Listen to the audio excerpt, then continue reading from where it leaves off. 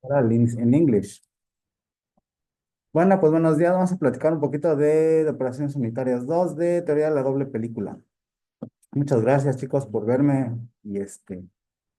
Bueno, la primera parte es que hay que recordar que también se le llama teoría de la doble resistencia, teoría de la doble capa o teoría de Willman de la doble película. En inglés es muy común llamarle two-film theory. Entonces, si lo encuentran en los libros de mecanismos de transporte, pueden venir estos diversos, ¿cómo se llama? Nombres, ¿no? Entonces, eso empieza digamos, la discusión cuando tenemos sistemas con más de dos fases. Esa es una gran diferencia en comparación a transferencia de calor o transferencia de momento, que cuando hablamos de dos fases ya son cosas más especializadas. Sin embargo, aquí sí es necesario discutir el transporte en dos fases, ¿no? Entonces, va a depender del gradiente de concentración que haya, como lo puse acá. Es decir, por ejemplo, en este caso, pues sabemos que en el aire hay mucho oxígeno y este es el que se va a transferir al medio líquido. Si hay mucho CO2, por ejemplo, que se produzca de alguna forma en el medio líquido, se va a transferir hacia el aire, ¿no? Entonces, depende de qué tan alejado esté el equilibrio termodinámico, pues se va a ver mayor o menor transferencia de calor. Digo, de materia, ¿cuál calor? Entonces, en este caso en particular, sí tenemos que tomar en cuenta el equilibrio termodinámico y los mecanismos de transporte convectivo, dado que en un momento más le voy a explicar por qué el equilibrio, ¿no? Aquí puse este ejemplo, digamos, ¿cómo se llama? De cuando quieren entrar al metro, ¿no? Digamos que por dentro sería la fase líquida y si pensamos que afuera es la fase gas, pues unos están empujando hacia afuera y otros están empujando hacia adentro. Bien. Entonces, digamos que lo que yo tendría que hacer si quisiera entrar aquí al metro, lo que tengo que hacer es, digamos, moverme de la masa, digamos, de la fase gas hacia adentro de la fase líquida y tendría que cruzar por la puerta. Sé que es absurdo, pero es cierto, ¿no? Entonces, digamos, sería en esta dirección. Si quisiera ir en la otra dirección, tendría que empujar, digamos, hacia afuera. Entonces, si pienso en esto del metro como las dos fases, digamos, tengo una fase externa y una fase interna.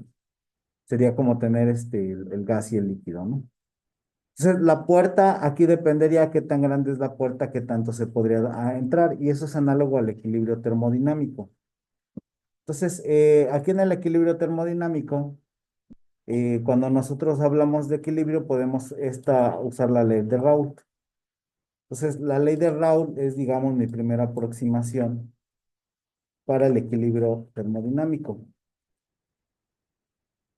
Bueno, esta es más o menos conocida, es Raoult, algo así, ¿sí?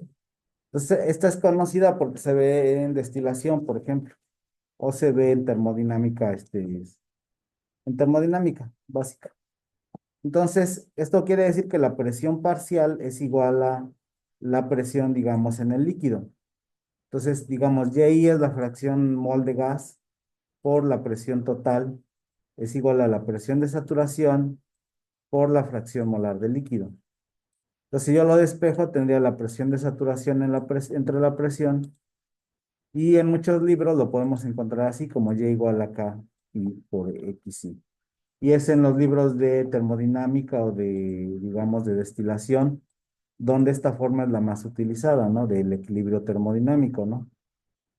Entonces, para explicarles un poquito el equilibrio termodinámico, lo que yo hago usualmente es poner un ejemplo así de este tipo, ¿no? O sea, si yo quisiera transportar 550 personas del punto A a un punto B, y digamos solo tengo un bochito, el bochito solamente puede caberle 5 personas, por ejemplo, ¿no? Entonces, en teoría yo puedo pasar estas 50 personas, pero necesitaría yo hacer 10 viajes. Pero en cualquier momento que yo quiera ver cuántas personas van en nuestro bochito, en nuestro carro, solo serían 5. Entonces, ¿qué quiere decir? Que el equilibrio termodinámico me restringe la cantidad que yo puedo transportar en determinado instante, ¿no? Bueno, aquí le puse 50 personas. Y, por ejemplo, también se podrían llevar 500, solamente que si quisiera llevar 500 necesitaría yo hacer más viajes, ¿no? Entonces, dependiendo de esta cantidad de personas que haya, yo tendría que hacer más o menos viajes, pero en cualquier instante habría solo 5 personas en mi automóvil. ¿Eso qué quiere decir? Que, por ejemplo, en el gas, yo puedo tener mucho gas en la fase gaseosa, pero para transportarlo en la fase líquida, este, perdón,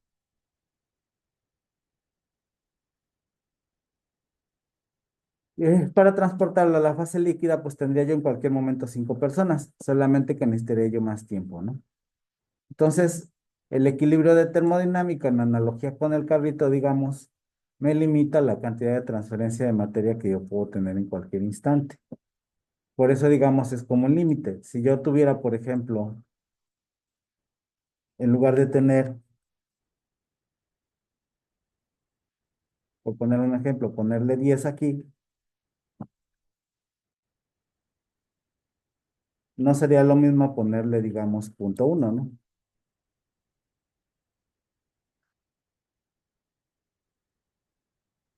¿Vale? O sea, querría decir que si yo tuviera, por ejemplo, en el líquido 10, aquí tendría yo 1, y aquí si multiplico 10 por 10 tendría yo 100. Entonces, esto se debe que este equilibrio termodinámico me restrinja la cantidad de transferencia de materia que yo puedo tener en cualquier instante. No es un curso de termodinámica, pero el punto está en que tenemos que discutir este punto, ¿no? La cantidad que se puede transferir en cualquier instante, ¿no? Entonces, para hablar un poquito ya en tema de transferencia de materia, no se usa la ley de Raoult, esta que puse acá, bueno, la anterior. No se usa esta ley de Raoult, sino se utiliza la ley de Henry. Entonces, si nos damos cuenta, aquí está la fracción de gas, fracción de líquido, y como les decía, Y es igual a KI por X. ¿Sí? En algunos libros, en lugar de presión de vapor, viene como presión de saturación, ¿no? Y esta presión de saturación es la presión a la cual, una vez que un líquido empieza a ser calentado, empezará a tener ebullición. Entonces, por eso nos dicen que tanto como en una montaña como a nivel del mar, es muy diferente el punto de ebullición. ¿Por qué? Porque la presión de vapor o la presión de saturación en esos puntos cambia. Y entonces, para que nosotros alcancemos la temperatura, nos va a ser mayor o menor. Entonces, esto es lo que significa, ¿no? Entonces, como esto no es de termodinámica, les decía, nosotros lo que vamos a hacer es usar la ley de Henry. Si tienen alguna duda, me pueden detener, ¿no? Entonces, la ley de Henry es la presión parcial de A igual a una H por la concentración de A en el líquido, que es un poquito diferente a esta, ¿no? En lugar de fracción molar tengo la presión parcial y en lugar de una KI tengo una H, que es la constante de ley de Henry. Y en lugar de digamos, en lugar de una concentración, una CDA, perdón, una XDA, tengo una CDA. Entonces, se les denomina gases incondensables porque tenemos gases como puedan ser el oxígeno, el nitrógeno, el CO2, el helio, el ácido sulfídrico, etcétera, que realmente no son, digamos, líquidos, no pasan a la fase líquida por su punto de ebullición. Pero dado que con las condiciones de temperatura y presión, digamos, están en forma soluble dentro del líquido. Esto es más o menos así, o sea, digamos que mi gas es incondensable porque sabemos que el oxígeno no lo puedo condensar a condiciones atmosféricas, pero si parte se va a solubilizar, ¿no? Entonces, entre más aumente yo la presión, más, digamos, oxígenos van a pasar a la fase líquida, ¿no? Y entonces por eso esta es la presión por igual a la H por la concentración de A. Entonces la concentración de A es la concentración en el líquido, ¿no? Entonces, lo contrario también es cierto, es decir, es la tendencia que estén escapando, ¿no? ¿Por qué? Porque si hay cierta concentración en el líquido de gas, este va, por su punto de ebullición, va a escapar, digamos, de la fase líquida, ¿no? Entonces, entre más concentrado esté por gradiente de concentraciones, pues más va a haber transferencia de materias a la otra fase, ¿no? Entonces, como dice acá, al aumentar la presión, aumenta la concentración del compuesto A. Sí, porque por ejemplo, si aquí lo que yo hago es aumentar la presión, aumento el espacio donde van a estar las moléculas y estos van a tener otra opción, no van a tener otra opción más que pasar a la fase líquida. ¿Ok? Entonces aquí están algunos valores de la ley de Henry. Si se dan cuenta, están en atmósferas sobre por litro mol a la -1, porque la concentración puede estar en mol sobre litro, ¿no? Entonces, al multiplicar la constante ya me queda en unidades de presión. Entonces, este es el caso que nosotros vamos a usar, la ley de Henry. La ley de Henry me va a permitir conocer la presión parcial con respecto a la concentración. Bien, también se puede poner en función de la fracción molar. Se dan cuenta, si uso la definición de la presión parcial, que es la presión total por la fracción molar, y lo mismo hago con la concentración, es decir, una concentración total por la concentración de A. Entonces voy a tener, digamos, una H', que también viene siendo una ley de Henry con función de las fracciones molares. Entonces, como lo puse acá, tenemos nuestra presión parcial, nuestra concentración de A y mi línea me representa la ley de Henry, ¿no?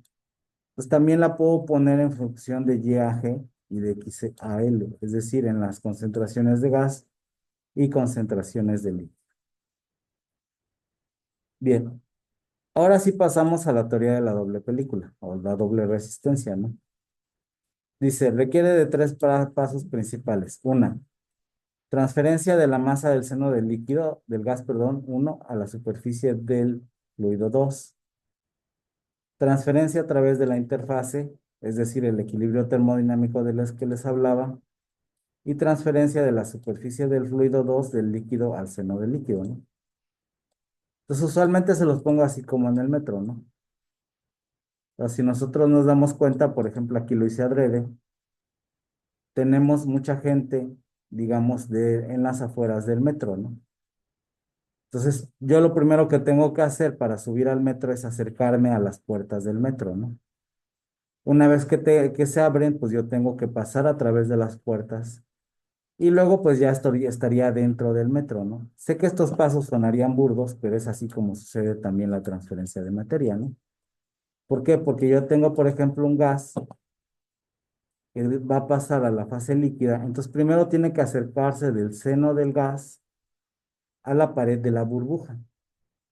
Ya que se acercó a la pared de la burbuja, lo que tiene que hacer es, digamos, el paso 2, que es transferirse hacia el otro lado del fluido donde está el líquido, ¿no?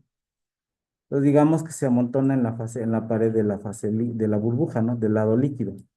Entonces, ahora se va a transportar hacia dentro del fluido líquido. Entonces, son los tres pasos importantes. Uno de la masa global a la pared, que es la interfase, otro en la interfase gas líquido, y el siguiente paso ya es hacia la masa del fluido.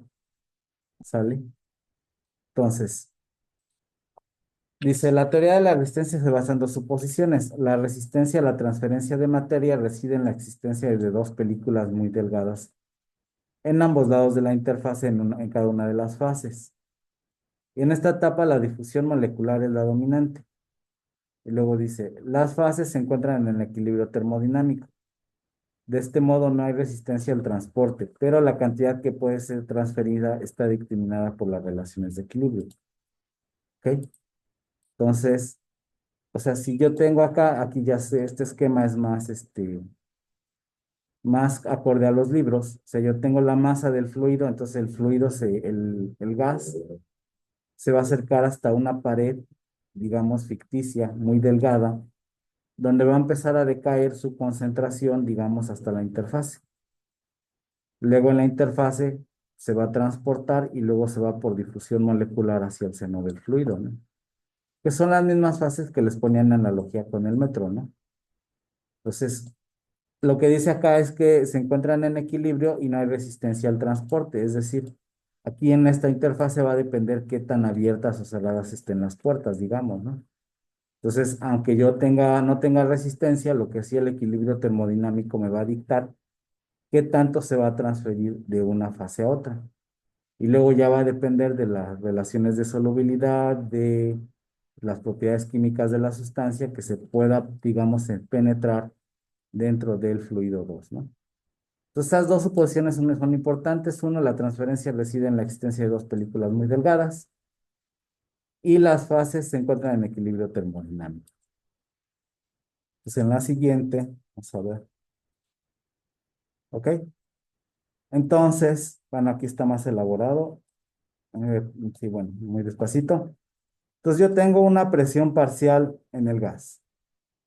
Entonces, a ver si me permiten. ¿Ok? Entonces, aquí está mi gas. Entonces, va a reducirse la presión parcial o la concentración hasta que llegue a la pared del fluido. Pues voy a tener una presión parcial en la interfase. Luego de la interfase, digamos, va a ser el equilibrio termodinámico y va a pasar a la fase líquida, ¿no? Entonces ahí va a haber una concentración de la interfase. Y luego va a pasar, digamos, ya hasta una pared ficticia, hasta lo que es pasar al seno del fluido.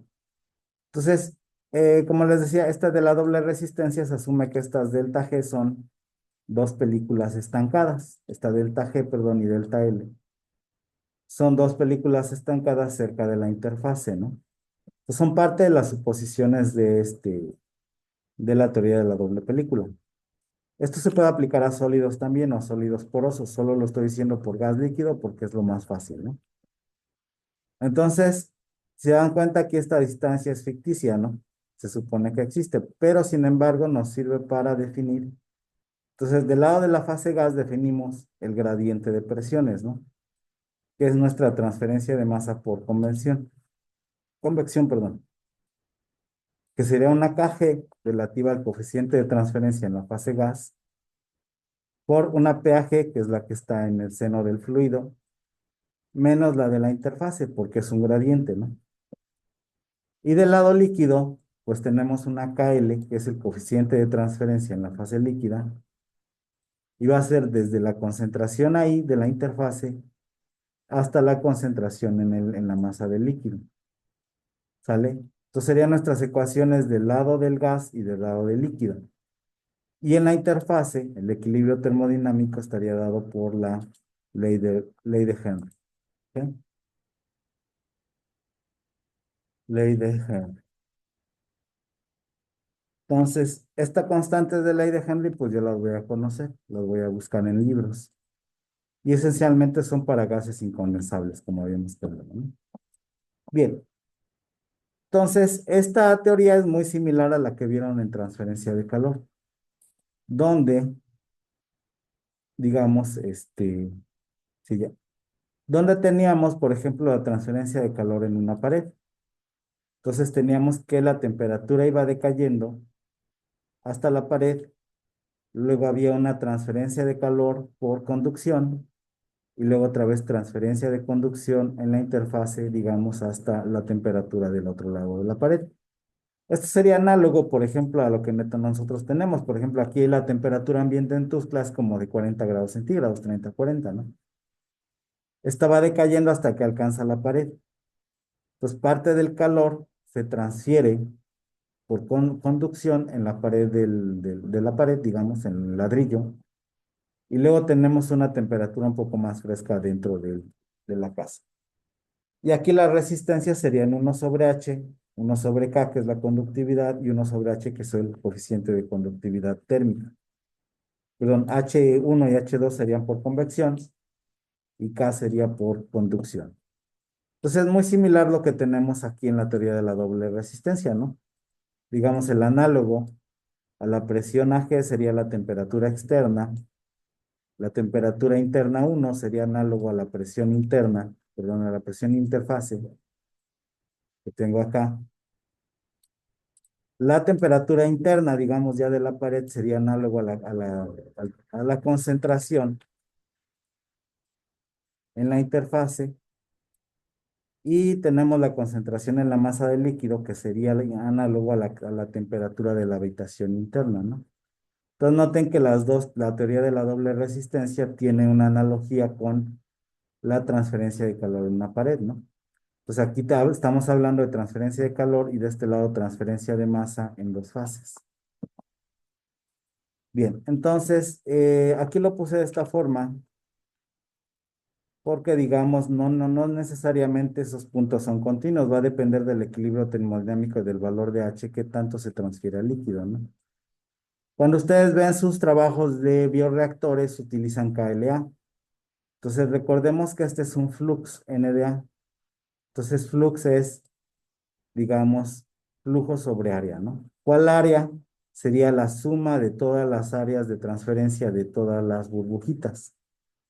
Entonces, si yo despejo esta área de este lado, que sería el área de interfase, tengo una WA, que sería el flujo, igual a una KLA, CAI menos CAL, ¿no? Entonces, esta KLA es la que ustedes necesitan calcular en reactores, ¿no? ¿Por qué? Porque su microorganismo va a crecer más o va a crecer menos dependiendo del valor de esta KLA. Estamos de acuerdo que un valor alto de KLA va a permitir una alta transferencia de materia, ¿sale? Entonces, necesitamos, perdón, un valor más bajo, poca transferencia de materia, ¿no? Entonces, aquí lo que tenemos que ver es que esta KLA se aplica mucho en bioreactores, que es muy importante. Ok. Entonces, pasando a lo siguiente, lo que vamos a hacer es, a ver, veamos esta figura. Bueno, ya valió, ya la vieron. ¿Ok? Entonces tenemos que la transferencia de materia, digamos, tiene que ser igual. ¿Por qué? Porque se está transfiriendo de la fase gas a la fase líquida, ¿no? Entonces de aquí lo que hago es despejar y tengo una pendiente.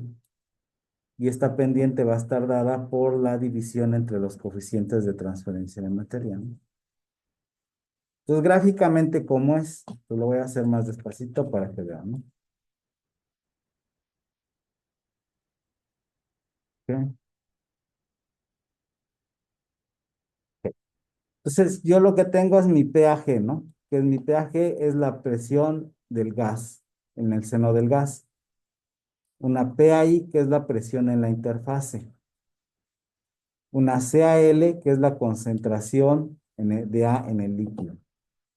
Y una CAI, que es la concentración en la interfase. Entonces, lo que yo tengo que hacer es, digamos, ubicar mis puntos. Se dan cuenta que ubiqué CAI con la concentración de I. Este es mi gráfico para la ley de Henry, el equilibrio termodinámico, fase gas y fase líquida, ¿no? Entonces tengo la concentración de A en la interfase y es correspondiente a la presión de A en la interfase, acorde a la figura que teníamos, ¿no? O sea, aquí la presión de AI y CAI son, digamos, coincidentes. Entonces aquí también yo voy a tener coincidentemente estas dos y lo mismo para CAL, que las tengo que ubicar. Concentración de A en el líquido coincide con la pH. Y entonces esta pendiente yo le voy a sacar el ángulo, la tangente inversa. Entonces voy a trazar mi línea recta y voy a sacar el ángulo. Y así es como voy a leer mi presión de A en la interfase. ¿Sale? Lo mismo puedo hacer en el caso de que hable de fracciones molares. Aquí estaba hablando de presiones parciales y concentraciones. Aquí estamos hablando de fracciones molares. Pero es lo mismo, solamente que aquí no es KL, es KY, que es el coeficiente de transferencia de masa en la fase gas, pero para la fracción molar. Y Kx, que es el coeficiente de transferencia de materia, pero en la fase líquida, pero en función de la fracción molar. Entonces, noten que es lo mismo, no es Kl sobre Kg, que es el gas, el líquido entre el gas, y X entre Y, que es el líquido entre el gas, ¿no?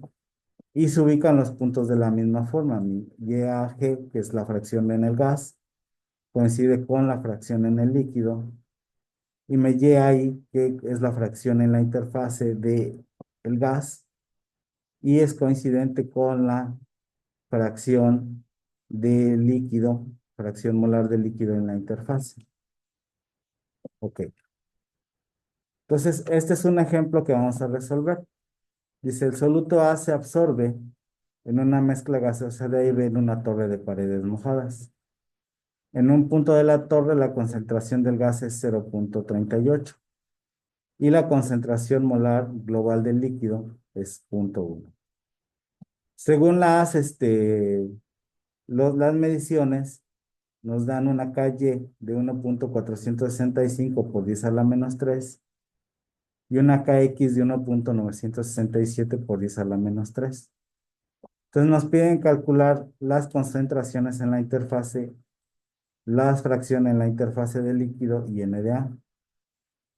Entonces aquí hay una suposición que las medidas logarítmicas son 1. Eso quiere decir que no afecta la dirección del transporte. Este es un detalle importante porque cuando hablamos de difusión de un compuesto estacionario en otro, entonces esa media logarítmica no es 1, es mucho más diferente de 1, pero aquí para efectos de enseñanza y de cálculo, pues voy a hacer que es aproximadamente 1, ¿no?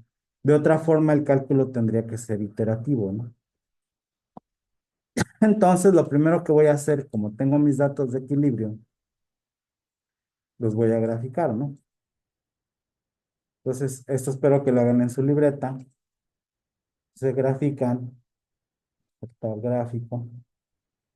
Obvio, yo lo hago en Excel porque estamos aquí en la computadora, ¿no? Pero ustedes lo tendrían que hacer, ¿no? ¿Se dan cuenta? Entonces, de un lado está X y del otro lado está Y. Este es mi gráfico de equilibrio, ¿no? Que es el mismo que tengo de este lado. ¿Ok? Entonces, lo primero que tenemos que hacer una vez que graficamos es sacar la pendiente.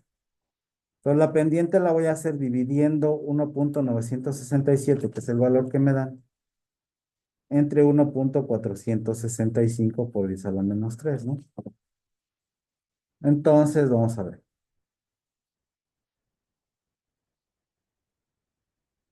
Por aquí.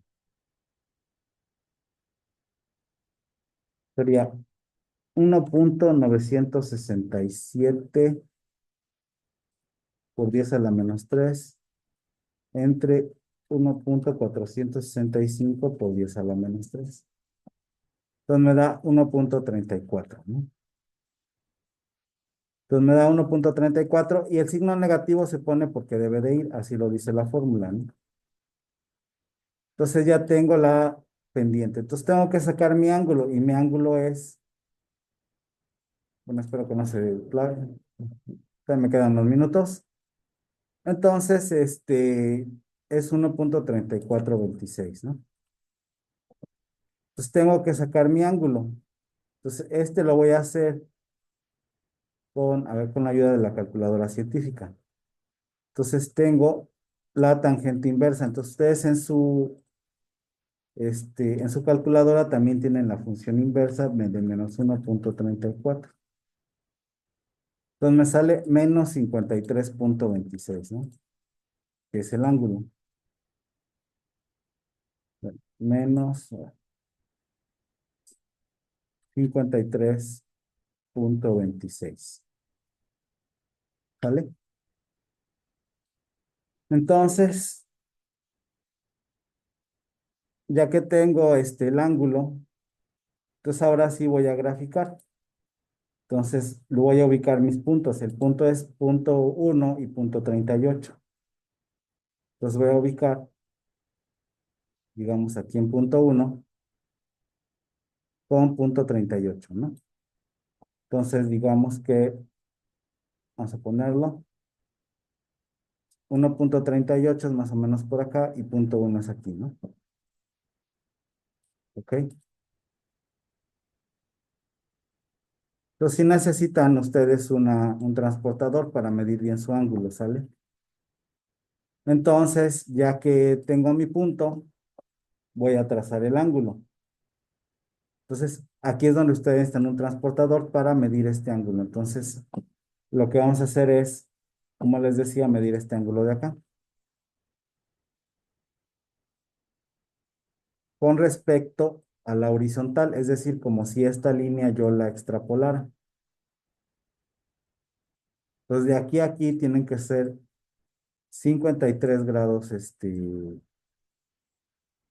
de ángulo, ¿sale? Pues como ya lo tenía yo hecho, como en el espacio de cositas, pues, yo ya había medido que 53 grados, ¿no?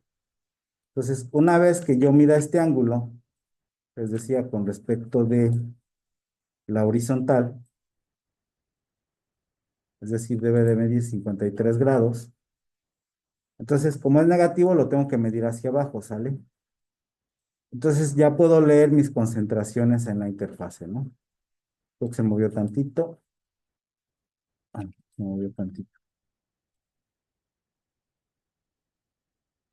Aquí está. ¿Sí? Entonces, la fracción de líquido es aproximadamente 0,24. Y en la interfase de gas es aproximadamente 0,18. Entonces son mis valores de la interfase. Entonces les voy a pedir que esto lo midan ustedes con transportador en su casa. Entonces, posteriormente, ya que tengo estos valores, que me salió 0,18, o es al revés, 0,18 y 0,24, ¿no? ¿Ok? Son mis valores de interfase, ¿no? Entonces yo lo que tengo que hacer es poner, por ejemplo, aquí 0,38 menos 0,18, ¿no? Y aquí pues sería al revés, ¿no? 0,24, que es en la interfase, menos 0,1. Lo voy a poner en otro color para que ustedes los identifiquen. Aquí sería rojo, que son los valores de interfase. Y los valores de 0,38 y 0,1 son los que me dio el problema. Entonces, bueno, aquí ya había hecho el cálculo, lo voy a repetir nada más para que veamos que sea el mismo. Entonces es 1,465 exponencial a la menos 3 por 0,38 menos 0,18. Entonces es 0,00293, que es, esto es lo mismo, pero por 10 a la menos 4, ¿sale? Pues el mismo valor. Y en el otro caso sería, digamos, 1,967 exponencial a la menos 3 por 0,24 menos 0,1, ¿no? Entonces me sale 0,0274, que es lo mismo que 0,275 por 10 a la menos 4. Entonces, en este caso no salieron exactamente iguales, ¿no? Porque uno es para el gas, digamos, este es para el líquido y este es para el gas, ¿no? En teoría deberían salir exactamente los mismos valores. No salen exactamente lo mismo porque mi lectura es aproximada. Si usara más decimales, probablemente tendría una mayor exactitud, ¿sale? Entonces, ya calculé mi concentración en la interfase, ya calculé mi NA y ya nada más como último paso por completez para completar el problema. Entonces, es 0,38 el que nos dan en el problema. Y el que nosotros encontramos era 0,18, que es en la interfase, ¿no? Y el valor que obtuvimos en la interfase de la fase líquida era 0,24. ¿Ok? Y entonces este valor se reduce hasta 0,1. Noten que aquí sí, como les decía, lo que es no son iguales, ¿no? No es un continuo. ¿Por qué? Porque esa puerta que les decía, pues está más abierta o más cerrada, ¿no? Pues quiere decir que aquí está un poco más abierta para que pasen, por decirlo de alguna forma, ¿no? Lo que sí es cierto es una que se cumple. Cuando nosotros tenemos transporte, tenemos un gradiente. Entonces tenemos un gradiente de 0,38 hasta 0,18 y un gradiente de 0,24 hasta 0,1. Entonces se está cumpliendo que hay transporte de materia. Bueno, hasta aquí la primera parte de transporte en de teoría de la doble película, transporte en interfase. Entonces, bueno, si tienen dudas, ahí nos vemos en clase. Muchas gracias. Gracias, Melissa. No sé si alguien más intentó conectar, pero bueno, que estén muy bien. Adiós, Melissa. Gracias, profe. Bye, bye.